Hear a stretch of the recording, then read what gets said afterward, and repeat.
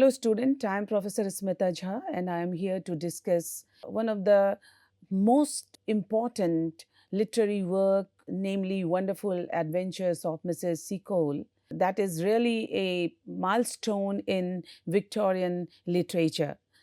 Let us see what are the important points that we need to know regarding this particular literary works during the time of Victorian literature.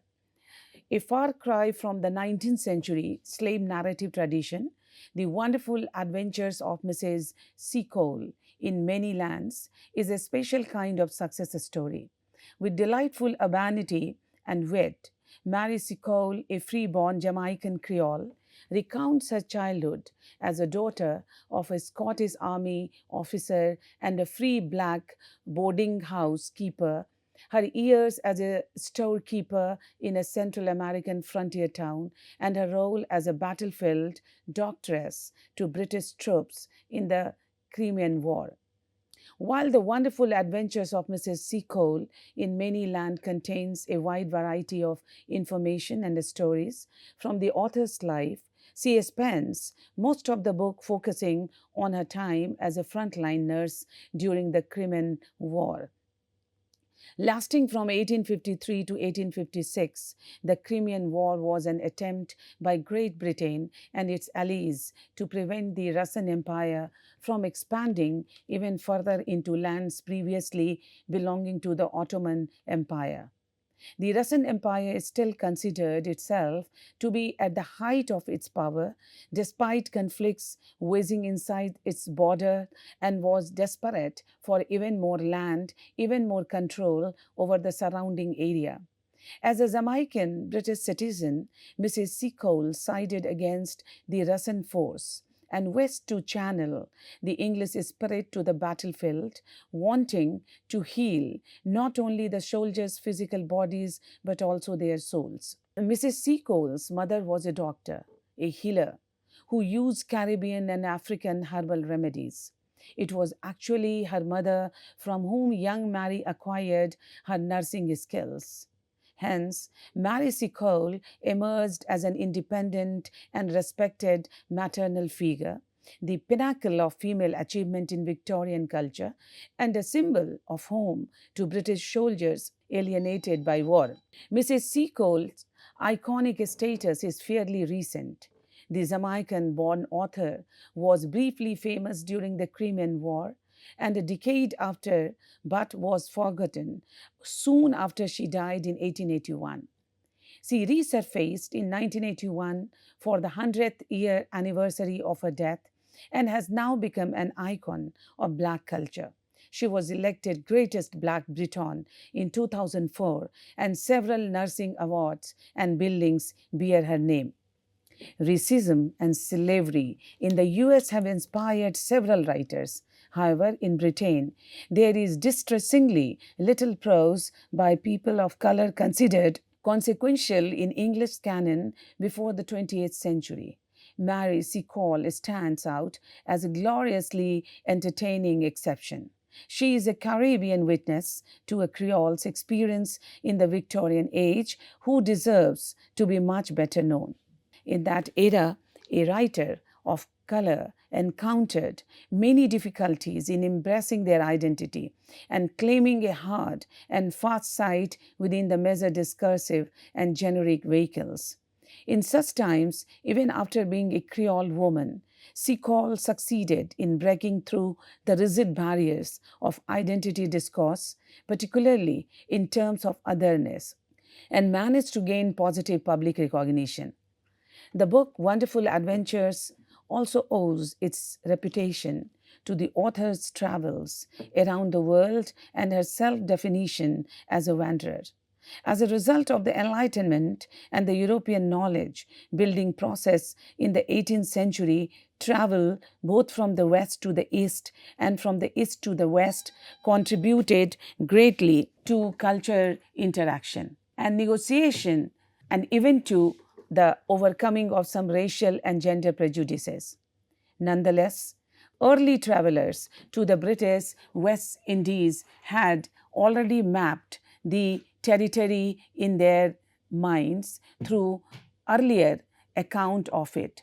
As a natural outcome of this preconception, their first encounter with the exotic other functioned to confirm their expectations. European women did indeed travel from the West to exotic landscapes to satisfy their curiosity, to generate knowledge, and to realize their space and place vis-a-vis the black other. But we must not forget that West Indian women also traveled from east to the imperial centers to the west of the West. Their travel objectives were varied. Seacole traveled for adventure and independence and to achieve success in nursing. She also traveled to gain access to the world of patriarchal and imperial mastery. In her book, Seacole undercuts the masculinist genre of the adventure quest by representing herself as an independent and resourceful female traveler, thus complicating Victorian notions of femininity. She also counter appropriates the gaze of the discoverer as she produces her commentary on the European terrain. Seacole writes about the deaths of both her mother and husband following one another, the unfortunate loss of her house in Kingston during the Great Fire of 1843, and the spread of a cholera epidemic. All of these were essential regions which instrumented her migration from Jamaica and resulted in her establishing a famous and celebrated long-standing relationship to the British military. Seacole first went to Panama, where she joined her brother Edward, who was an early immigrant entrepreneur there and owned a hotel catering to the Americans traveling overland.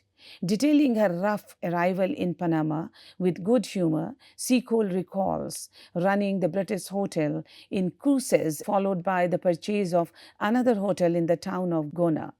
In the hotel, she offered meals and supplies to the motley groups of men and women that passed through the area. The cholera epidemic struck cruises, and Seacole became an active fighter against the disease. She acquired fame as the Yellow Woman from Jamaica with the cholera medicine. In her book, she describes her attempt to examine the corpse of a baby to learn more about the deadly disease. Seacole writes that she persuaded a man carrying the body of his dead child. This man ultimately stayed by Seacole in what she calls her first and last post mortem examination. By narrating her experiences during the medical crisis, Seacole represents herself as knowledgeable and capable, thereby transgressing the boundaries of the racist ideology that marks Creoles as non-intellectual. She establishes her image in the text as a highly spirited woman in search of medical solutions by means of the scientific method. Her survival proves her physical strength, and her action demonstrate her values. Upon her return to Jamaica, Seacole learned of Britain's participation in the Crimean War.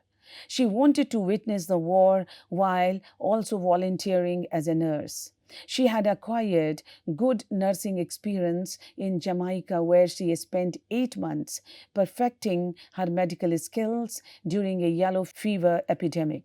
When Florence Nightingale, leading a group of nurses, was invited to Crimea, Seacole longed to join them.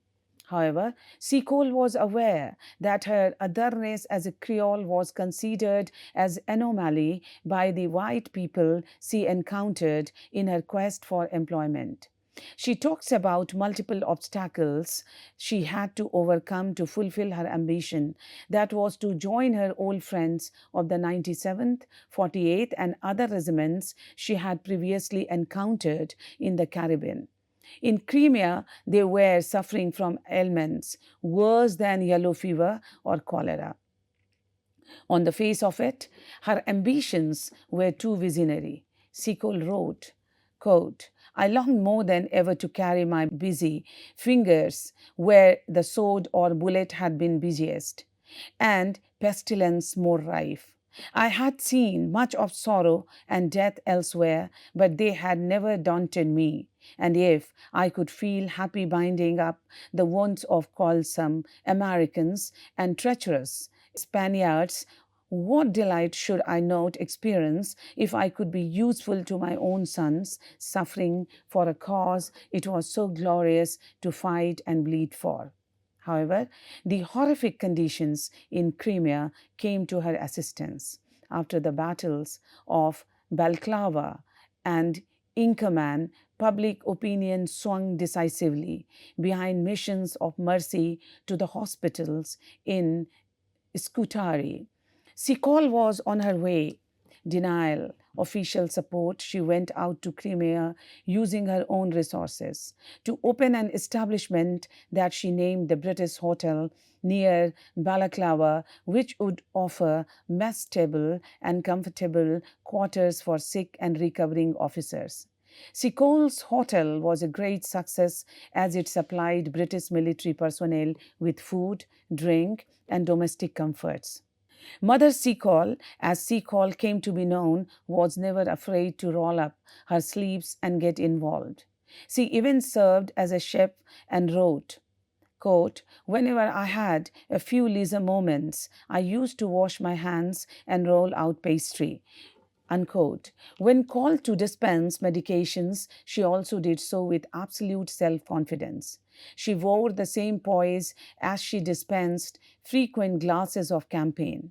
On his first visit, William Russell, the special correspondent of the Times, wrote, quote, "Mrs. Seacole cures all manner of men with extraordinary success. She is always in attendance near the battlefield to aid the wounded and has earned many a poor fellow's blessings." Russell contributed a preface in which he described Seacole's memoir as unique in literature. He characterized Seacole as, quote, "a plain truth speaking woman who has lived an adventurous life amid scenes which have never yet found a historian." Russell certainly bears some responsibility for creating the myth of Mary Seacole. In 1855, one of Russell's reports in the Times stated, "I have seen her nurse under fire our wounded men. A more tender or skillful hand about a wound or a broken limb could not be found among our best surgeons. I saw her at the fall of Sebastopol. I laden not with plunder, good old soul, but with wine, bandages, and food for the wounded and the prisoners." The Adventures of Mrs. Seacole was a bestseller, as it provided a glimpse into the realities of the war for the British that they had not seen until that point, as it was a time with limited media coverage. Seacole's work was a good balance of humor and comfort, while it displayed the true tragedy that befell so many young Englishmen during the horrors of battle. Seacole was open and honest about her experiences, and that was an endearing quality for her readers who were very eager to purchase her work. She did not hold back in her descriptions of the ferocity with which the Russians were pressing against the British forces and were determined to stop at nothing to retain the land they were so anxious to control. Mrs. Seacole's autobiography embodies the contradictions of a female subject who authorizes herself within the confines of patriarchal colonialist discourse.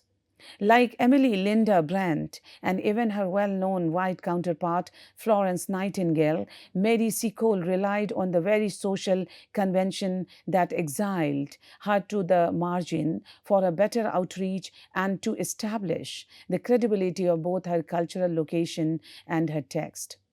Although Seacole repudiates the West Indies as the authorizing context of her identity.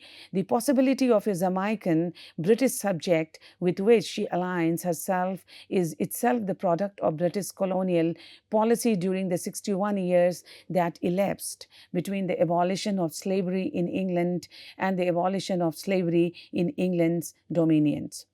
As a woman positioned between conflicting worlds, West India and British, or three including America, Seacole's authenticity in narration is closely linked with her identity. Smith and Watson underscore this general point.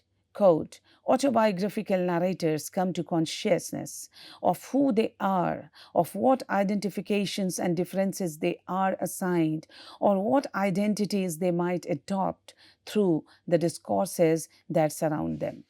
Mary was fiercely proud of her heritage. There were still slaves in Jamaica at this point, and their Creole status shielded them from much of the racism Mary would encounter later. Proud of her Anglo heritage, she made at least 2 trips to London during the 1820s. This was her first real encounter with racism. Some of her biographers contained that she was very light-skinned, and this saved her from some of the turmoil that befell her darker-skinned friends in London. Seacole's memory of her friend being targeted as the racial and gendered other informs Seacole's first impression of London. She states, quote, some of the most vivid of my recollections are the effort of the London street boys to poke fun at mine and my companion's complexion. I'm only a little brown, a few shades duskier than the Brontes, whom you all admire so much. But my companion was very dark and fair, subject for their rude wit. Unquote.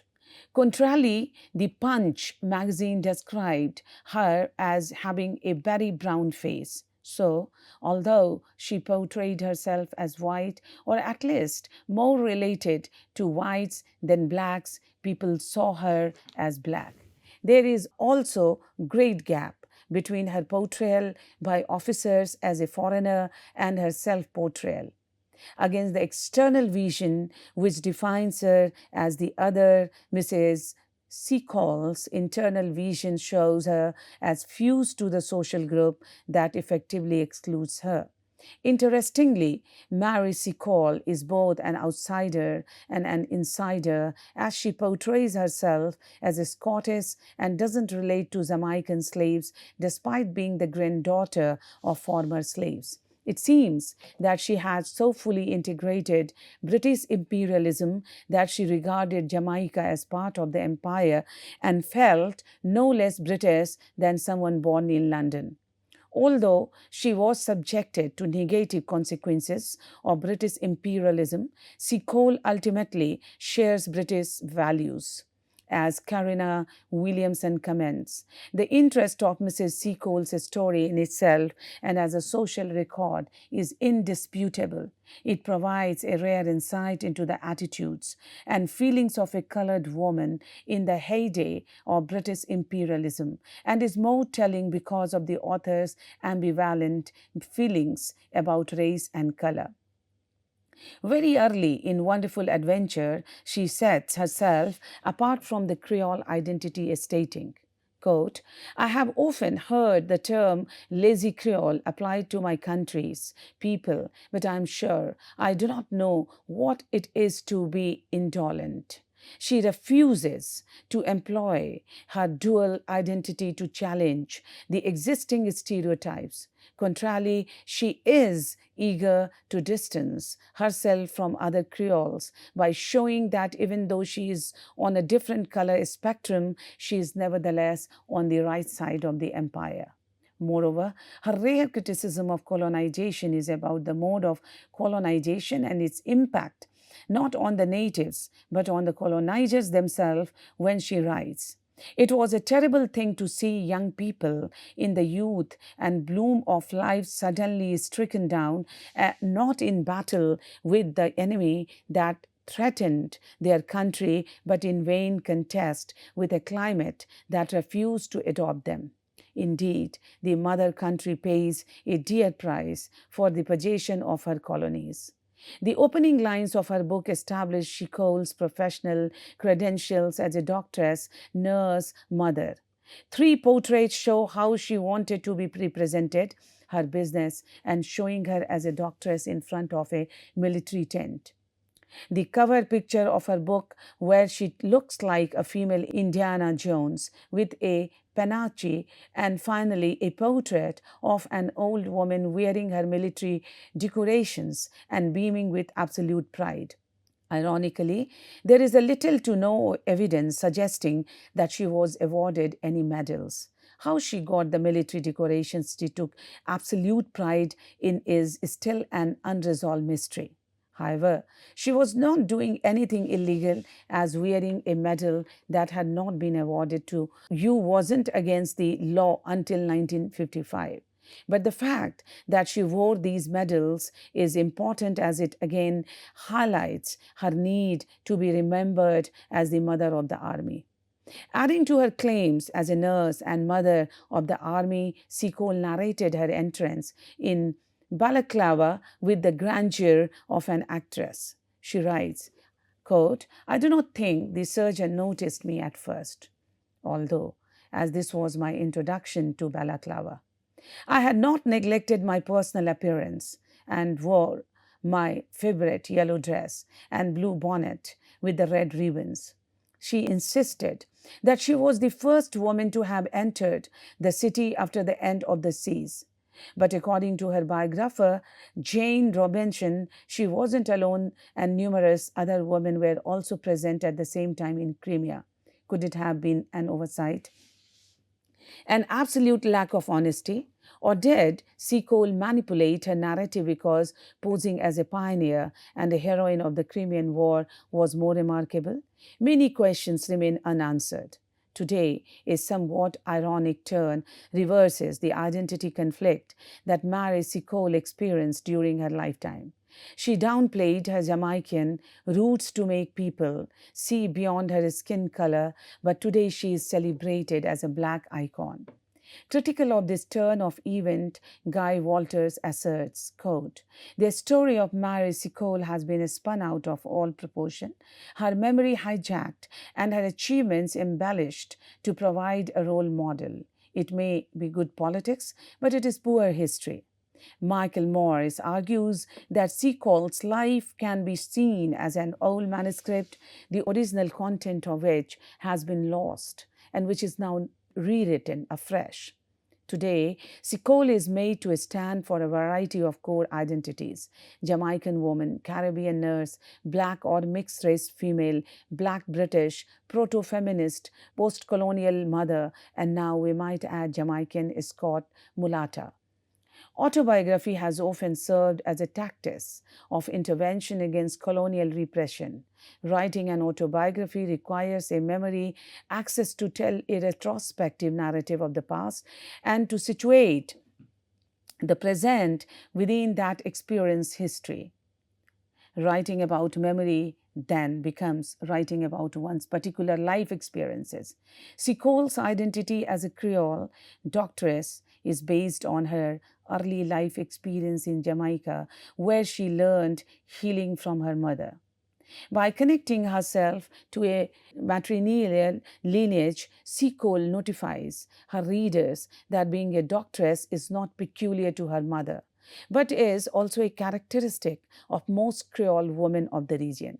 Quote, "My mother kept a boarding house in Kingston," unquote, she writes, quote, "and was, like very many of the Creole women, an admirable doctress. So I had from early youth a yearning for medical knowledge and practice which has never deserted me," unquote. Through the autobiographical narration of her wonderful adventures, Seacole transports herself to new spaces of experience as a liberated subject, to be identified with a project Smith and Watson note in many post-colonial autobiographies.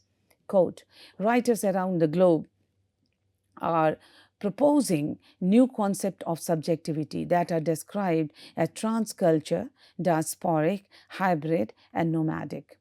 According to the argument presented by Smith and Watson, the post-colonial subjectivity is expressed through such autobiographical projection of the self, move the I toward the collective and shift the focus of narration towards an as yet virtual space of community across and beyond the old boundaries of identification. Gareth Griffith emphasizes the problematic representation of the hybridized subjects of the distant colonies within white systems of representation, who legitimate themselves or speak in ways which menace the authority of the dominant culture precisely in so far as it mimics and so subverts it. Even as she is imprisoned within the boundaries of race, gender, and history, it can be argued that Seacole redefines her space as a colored female with West Indian roots. Seacole's accounts of her travels and a strong admiration for English tests prove her to be someone with an ambivalent relationship to British imperialism. What saves her from downright parasitism and self individualism is the care with which she establishes her love of travel and adventure, her devotion to the British military, and her professional interest in medicine. Seacole's wonderful adventures defied the expectations of Victorian readership that might have found such writing less acceptable from a woman. But Seacole's situation as a Jamaican Creole who has struggled hard to be aligned with the British Army can be linked to the case of the mothers of the British nation who were given the right to vote due to their service to the army during the World Wars. Seacole's arrival and service in Crimea, where she ran the British Hotel at Spring Hill and nursed British soldiers back to health, provided her with a name congruent with her gendered identity as a mother. Her hotel, the food and drink offered there, the Seacole herself came to stand for everything British and imperialistic. Her reputation almost rivaled that of Florence Nightingale. Seacole's attempts to identify herself with Florence Nightingale as a national heroine were not seriously respected by Nightingale herself, who described Seacole as a woman of drunkenness and improper conduct. However, the 19th century construction of both women consistently emphasized their proper femininity. These constructions highlight Nightingale's virginal purity alongside Seacole's robust maternity, coupled with her patriotic spirit of enterprise. Seacole has written about her experiences in Constantinople, Malta, and Gibraltar. She has also spoken of acquaintances, recalling her earlier care in the West Indies, where she was known as the Old Mother Seacole. Seacole also recounts the time when she was presented with a letter of introduction to Miss Nightingale, who was at that time at the hospital of Scutari. Seacole was invited to Miss Nightingale's room, and there she noted her first impression of Florence Nightingale as a slight figure in the nurse's dress, with a pale, gentle, and firm face bearing a keen, inquiring expression. She recalls Nightingale as, quote, that Englishwoman whose name shall never die, but sound like music on the lips of British men until the hour of doom. Nightingale refused to have Seacole on her team of nurses, yet Seacole, with her unusual entrepreneurial spirit, gathered stores and medical supplies and finally positioned herself much more closer to the front lines than Nightingale's hospital. She was selfless in her work. Although she made money, she reinvested it in necessities for the diseased and the injured. Even as Seacole was positioned outside the imperial premises of Englishness, she developed a sense of belonging by establishing a familial bond with her British soldier sons. At once, Embodying and transgressing the norms of Victorian femininity, Seacole represented the comforts and values of an English home in the absence of other white British women. Her attempt to legitimize her hold on the British public was fueled by her image as a benevolent yet desexualized mother. Although she was loyal to the British national cause, some doubted Seacole's honesty. In 2012, Michael Gove sparked a controversy by proposing to remove Seacole from the history curriculum, arguing that her wide recognition is undeserved. Gove's statement cast major doubt on the truthfulness of Seacole's narrative. However, it has been noted that Seacole's finances suffered from the heavy prices she paid for goods needed by the soldier. Left with useless materials when the war ended, she returned to England and finally fell into bankruptcy.